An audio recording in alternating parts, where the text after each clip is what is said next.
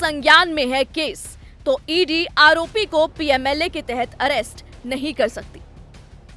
Supreme court का यह फैसला ऐतिहासिक माना जा रहा है। इसके पीछे की वजह है मनी लॉन्ड्रिंग केस में ईडी की अब तक की गिरफ्तारियां।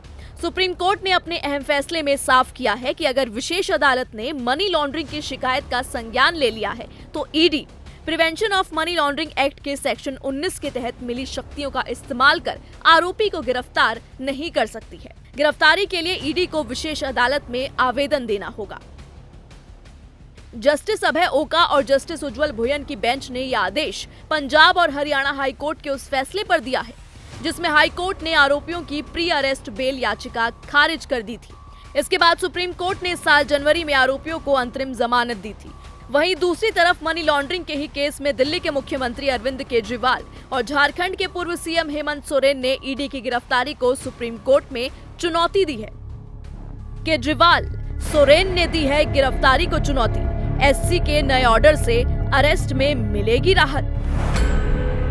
सुप्रीम कोर्ट ने ईडी की गिरफ्तारी पर 3 टिप्पणियां दी हैं। कोर्ट ने पहली टिप्पणी पर कहा कि मनी लॉन्ड्रिंग की जांच के दौरान अगर किसी आरोपी की गिरफ्तारी नहीं की गई है और स्पेशल कोर्ट ने उस आरोपी को समन भेजा, उसके बाद अगर वो आरोपी कोर्ट में पेश हो जाता है तो उसे जमानत के लिए पीएमएलए एक्ट के सेक्शन 45 की कड़ी शर्तों को पूरा करना जरूरी नहीं है। दूसरी टिप्पणी में कहा कि कोर्ट के समन के बाद अगर आरोपी पेश होता है तो उसके रिमांड के लिए ईडी को स्पेशल कोर्ट में एप्लीकेशन देनी होगी।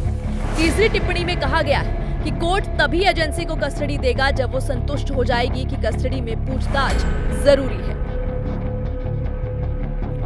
इस मामले पर पिछली सुनवाई 30 अप्रैल को हुई थी। तब सुप्रीम कोर्ट ने सवाल किया था कि अगर कोर्ट ने पीएमएलए के तहत आरोपी को समन भेजा और वो पेश हुआ है तो क्या वो सीआरपीसी के तहत जमानत के लिए आवेदन कर सकता है।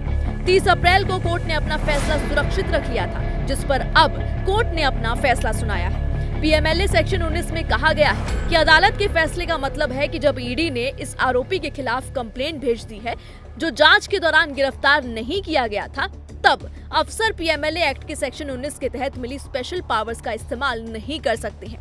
सेक्शन 19 कहता है कि अगर ईडी को किसी आरोपी के अपराध में शामिल होने का शक है तो उसे गिरफ्तार कर सकती है। हालांकि पीएमएलए के तहत जमानत की शर्त भी तय की जाती है। मनी लॉन्ड्रिंग के तहत आरोपी अगर जमानत के लिए अपील करता है तो उसके लिए शर्त है कोर्ट सरकारी वकील की दलीलें सुनेगी और जब वो संतुष्ट हो जाएगी कि व्यक्ति गुनहगार नहीं है, वो बाहर जाकर इसी तरह का कोई जुर्म नहीं करेगा, तब जमानत दी जा सकती है। पीएमएलए कानून की बात करें तो इस कानून को अटल बिहारी वाजपेयी की सरकार में 2002 में बनाया गया था, लेकिन ये कानून मनमोहन सिंह की सरकार में जाकर लागू हुआ था। अब तक इस एक्ट में कई बार संशोधन किए गए हैं। इस एक्ट का केवल एक ही उद्देश्य था कि कैसे काले धन को रोकना है। पीएमएलए कानून के तहत पहली कार्रवाई झारखंड के पूर्व सीएम मधु कोड़ा पर की गई थी। 2010 के बाद 2G घोटाला, कोयला घोटाला समेत कई बड़े घोटाले हुए और पीएमएलए कानून के तहत शिकंजा और कसता ही चला गया। 2012 में तत्कालीन वित्त मंत्री पी चिदम्बरम ने इसमें संशोधन किया और इसको और ज्यादा सख्त कर दिया। अब सवाल है कि सुप्रीम कोर्ट का फैसला आने वाले दिनों में क्या ईडी की कार्रवाइयों पर लगाम कसने वाला है।